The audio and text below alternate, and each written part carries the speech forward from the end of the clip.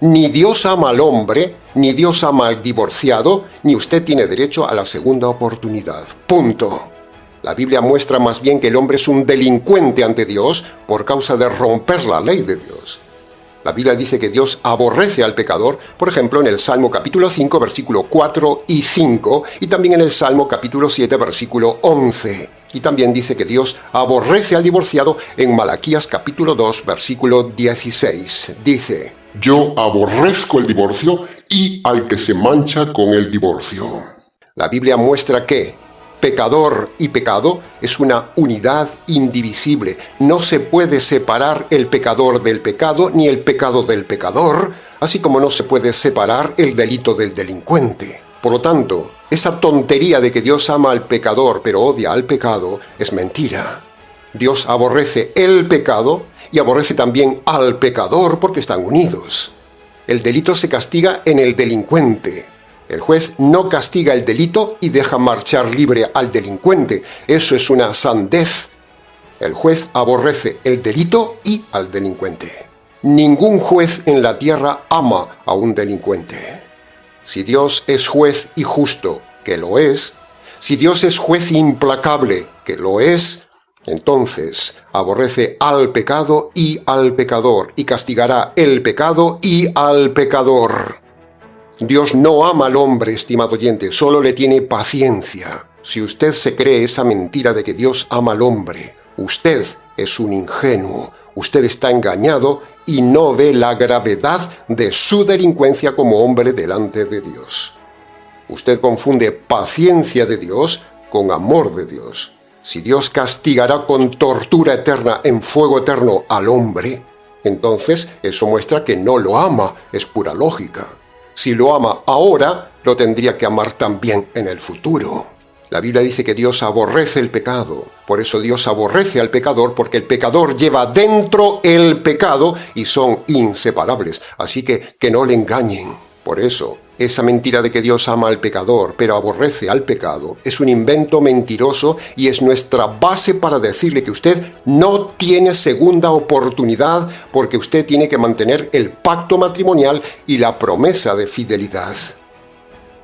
La Biblia nunca dice que Dios le ama. Eso es un invento religioso, pero no un pasaje bíblico. Por cierto, muéstreme un pasaje bíblico donde diga concreta y claramente que Dios le ama. En todo caso, la Biblia dice Dios amó, pero no dice Dios le ama. Son dos cosas diferentes que ya hemos explicado muchas veces en el canal. Por ejemplo, cuando la Biblia dice en Juan capítulo 3, versículo 16, que Dios amó, ahí no dice que le ama. Ahí dice que Dios amó en el pasado, pero no dice que le ama en el presente. Entonces, si en Juan 3:16 dice que amó al hombre, la pregunta obligada es, ¿cuándo concretamente Dios amó al hombre en el pasado? Pues la respuesta es que Dios lo amó una sola vez en el Calvario, cuando Dios decidió destrozar a su Hijo bajo la ira de Dios y la justicia de Dios por los pecados míos y suyos, estimado oyente. Ese acto único, pasado y acabado fue el amor de Dios que habla Juan 3:16. Pero eso no significa que Dios le ama en este tiempo presente. Eso de que Dios le ama, tomado erradamente de Juan 3:16, es una manipulación gramatical sucia de los pastores sentimentales para despertar en usted las emociones y engañarle.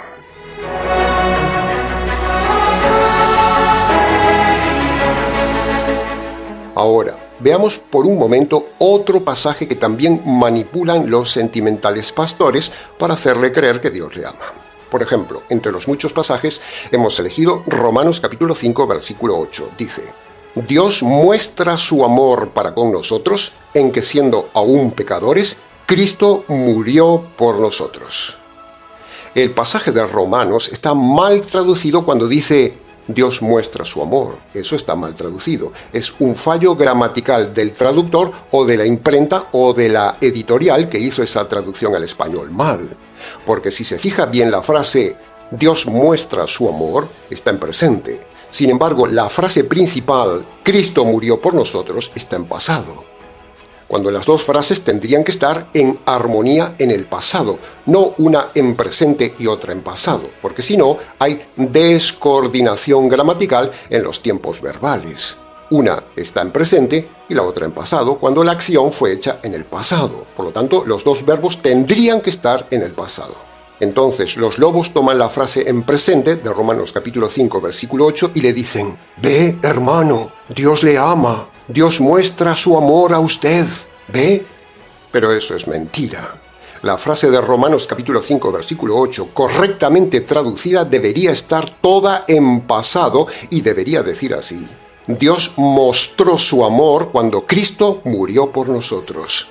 Así sería lo correcto, todo en pasado. Lo que Pablo quiere decirnos es que Dios en el pasado, en un momento determinado y concreto, tomó la decisión de matar a su Hijo, y cuando Cristo murió, ahí se manifestó una sola vez y para siempre el amor de Dios.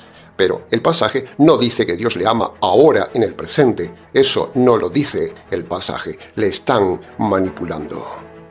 Y así podríamos seguir y seguir analizando más pasajes manipulados para hacerle creer que Dios le ama. Pero el más famoso de todos ellos es el que ya hemos analizado, Juan 3:16. Por lo tanto, olvídese de que Dios le ama y tiene un plan maravilloso para su vida. El plan maravilloso que Dios tiene para usted, cuando se acabe su paciencia sobre usted, será enviarlo a la condenación eterna si usted no se ha convertido por medio del Evangelio.